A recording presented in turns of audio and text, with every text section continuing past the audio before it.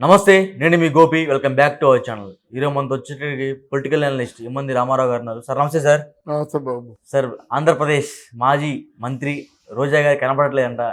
ఎక్కడికి వెళ్ళారో మీకు ఏమన్నా తెలుసా? అంటే అందరూ అలాగే అంటున్నారు. ఆవిడ కనబడటం లేదు, ఎక్కడికి వెళ్ళారో తెలీదు. కొంతమంది చెన్నై, కొంతమంది దుబాయ్, కొంతమంది అమెరికా ఇలాగ అంటున్నారు. అయితే అంతకుముందు స్పందించినట్టుగా రోజా చాలా వేగవంతంగా దాన్ని ఏమంటారంటే హఠాత్తుగా వచ్చేసి కామెంట్లు, తర్వాత తిట్లు, పురాణాలు అవన్నీ లేకుండా నోరు మూతపడింది. ఈ మధ్య ఎక్కడో గుళ్ళు గోపురాలు తిరుగుతుంది ఆవిడ. గుళ్ళో వాళ్ళ అబ్బాయి తను వాళ్ళ ఆయన తిరగడం కనిపించింది. అంటే మనశ్శాంతి కోసమో దేనికోసమో తెలీదు. అయితే నిజానికి ఇప్పుడు రోజే కనిపించినట్టయితే అరెస్ట్ అవుతుంది. సమాధానం చెప్పలేదు కదా. ఇప్పుడు నువ్వు అఫిడవిట్లో 2019లో నువ్వేమి రాసావు, ఇప్పుడు నీ ప్రాపర్టీ ఎంత? అంటే బయట పెద్ద పెద్ద వార్తలు వస్తుంది. దాదాపు 3,000 కోట్ల రూపాయల ఆస్తులు ఆమె జమ చేసింది. అదే what I want to say is that. అదే ఏంటంటే నీ ప్రాపర్టీ ఇలా కనిపిస్తున్న 10 కార్లు ఉన్నాయి కదా. నువ్వేం సీఎం కాదు కదా నీ ఇంటి ముందు కార్లు ఉండడానికి.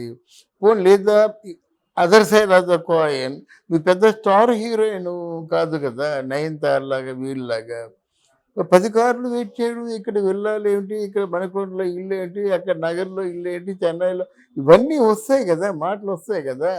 మరి నీకు అంత బ్రెయిన్ కూడా లేదు, దీనికి లెక్క చెప్పగలిగే బ్రెయిన్ లేదు. ఇక్కడ జరిగిన తప్పు ఏంటంటే వాళ్ళ అపజయాన్ని కల్లో కూడా ఊహించలేదు. వాళ్ళ అపజయాన్ని ఒక 15 సంవత్సరాలు ఈజీగా నెట్టుకొచ్చేస్తాం, ఈలోగా సర్దుకుందాం అనేటువంటి ఆలోచనతో ఉన్నారు. కానీ ఆల్ ఆఫ్ సడన్ వారు పడిపోయారు అన్నమాట. ఆ రోజు లెక్కింపు రోజున కూడా సంబరాలు చేసుకుందామని ప్రిపేర్ అయ్యారు. అంతగా ప్రిపేర్ అయిన వాళ్ళు వీళ్ళు ఎక్స్పెక్ట్ చేయలేదు. పోనీ ఇది 100 సీట్లు వస్తాయేమో, లేకపోతే ఈజీగా 90 సీట్లు వస్తాయి. అంటే ఎక్కడ 150, ఎక్కడ పోనీ 150లోంచి ఒక 60 తీసినా 90 సీట్స్ వస్తాయి కదా, మ్యాజిక్ ఫిగర్ దాటిపోద్ది కదా. అలాంటి ధైర్యంతోనే వాళ్ళు ఉన్నారు. కానీ అది తారుమారు అయిపోయింది. కనబడకుండా అంధకారంలోకి వెళ్ళిపోయింది. ఆ జనాలకు కూడా అందుబాటులో లేదంట. నిజమేనది? అంటే సమాధానాలు చెప్పాలి కదా. ఆవిడ మాటలు చిన్న మాటలు మాట్లాడలేదు. మా జగన్మోహన్ రెడ్డి తాలూకు చిటికెన వేడి మీద ఉన్న వెంట్రుక కూడా పేకలేమన్నది. తర్వాత 3 పెళ్ళిళ్ళు, ఇంకా రకరకాల చంద్రబాబు నాయుడు గారి తాలూకు సతీమణి భువనేశ్వరి అన్నప్పుడు ఏమి మమ్మల్ని అన్నప్పుడు లేదా నువ్వు ఏదో అంటే ఆ మాటలు అనకూడదు. అలాంటి మాటలతో విసిగించింది అన్నమాట. చంద్రబాబు నాయుడు ఆవిడికి రాజకీయ భిక్ష పెట్టినట్టయితే తల్లి పాలు తాగి తల్లి రొమ్మ గుద్దే రకం ఆవిడ. అందువల్ల వీటన్నిటికీ సమాధానం చెప్పుకోవాలి. ఎంతంత ఒక పక్క పవన్ కళ్యాణ్ నిలమని చెప్పండి, ఒక పక్క నేను వెళ్తాను. ఒక అరగంట ఆగిన తర్వాత మీరు చూడండి ఎవరికి ఎక్కువ మంది జనం వచ్చారు. ఇవన్నీ మనం విన్న మాటలే కదా. ఏ ఒక్క ప్రశ్నకి తన సమాధానం ఉండదు. తర్వాత వాళ్ళు నియంతృత్వ ధోరణి మాట. వాళ్ళు నగిరివాసులు ఏమంటారంటే అక్కడ ఉండే మంత్రి ఒకరు కాదండి, వాళ్ళ ఆయన ఒక మంత్రి, వాళ్ళిద్దరు అన్నదమ్ములు 2 మంత్రులు, మొత్తం 4 మంత్రులు 4 మండలాల్లో చూస్తున్నారు.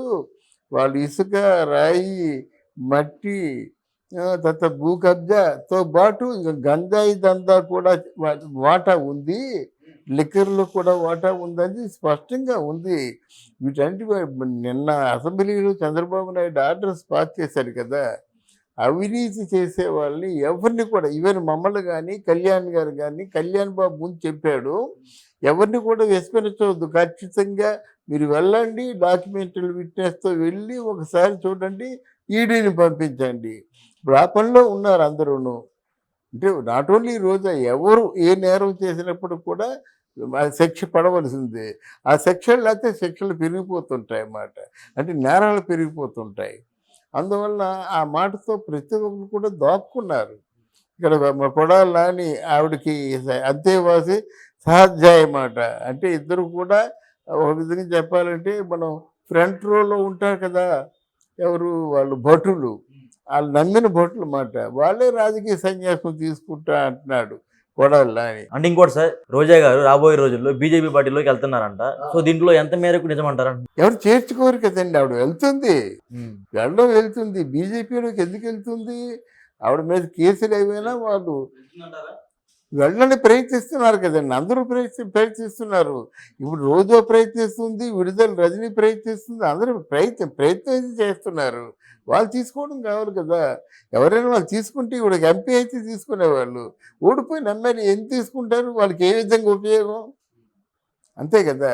అందువల్ల బీజేపీలో ఈ వీళ్ళు వెళ్తామన్నా వాళ్ళు చేర్చుకోరు, అది పెద్ద ప్రాబ్లం. అంటే ఒక బీజేపీ లేకపోతే జనసేన టీడీపీలో కూడా వాళ్ళకి ఎంట్రన్స్ లేదంటారా?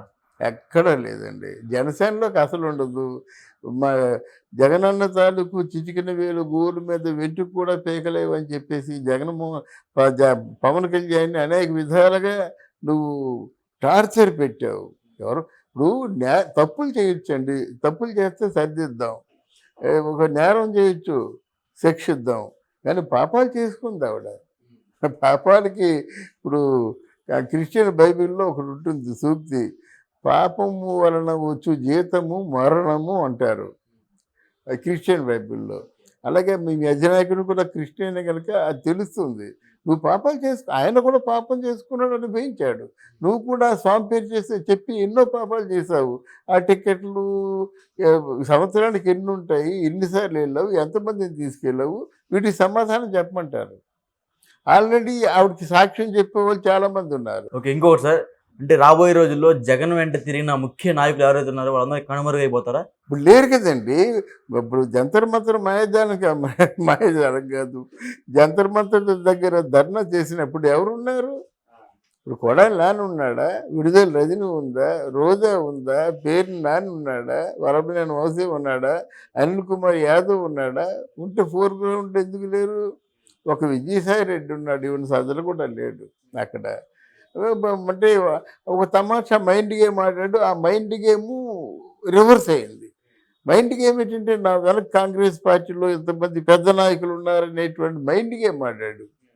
అసలు ఓడిపోయింది ఎప్పుడు, తెలుగుదేశం వాళ్ళు అడుగుపెట్టింది ఎప్పుడు? ఈ 45 రోజుల్లో 36 హత్యలు అంటే ఒక పేరు చెప్పావు జాతీయ మీడియాకి, మిగతా 35 మంది పేర్లు ఎందుకు చెప్పలేకపోయావు? దాడులు ఎన్ని జరిగాయో చెప్తున్నావు, చెప్పు. నువ్వు కేసు పెట్టు, మీ సాల్వ్ చేస్తాం, లేదా మీ కేసు పెడతాం, సాల్వ్ చేస్తాం. నన్ను ఛాలెంజ్ విసిరారు కదా, నువ్వు పేరు చెప్పు, కేసు పెట్టు. లేదా మా టీడీపీ వాళ్ళే దాడులు చేస్తున్నారు, మారణకాండ సృష్టిస్తున్నారు, విధ్వంసం, దీన్ని రాష్ట్రపతి పరిపాలన తప్ప ఇంకెవరు నివారించలేరని చెప్పావు కదా. అంటే నువ్వు మా పోట్లాడుతుంది, ఎవరితో పోట్లాడుతున్నావు? నీ తాలూకు మట్టి బుర్రకి నువ్వు పోట్లాడుతుంది ఎవరు? మన జనసేన పార్టీ తెలుగుదేశంతో అనుకుంటున్నాడు. మరి కూటమిలో బీజేపీ కూడా ఉంటుంది కదా, ఈ మారణకాండకి బీజేపీ కూడా కారణం అవుతుంది కదా. మరి ఆలోచించలేవి.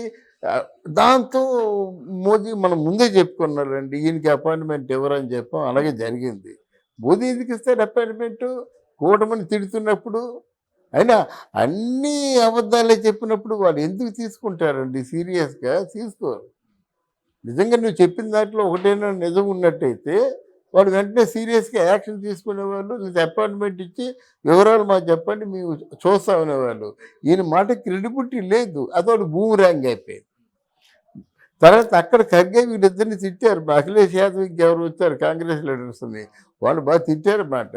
ఏం మీకు బుర్ర ఉందా లేదా? వాళ్ళు మనకి విరోధం కదా.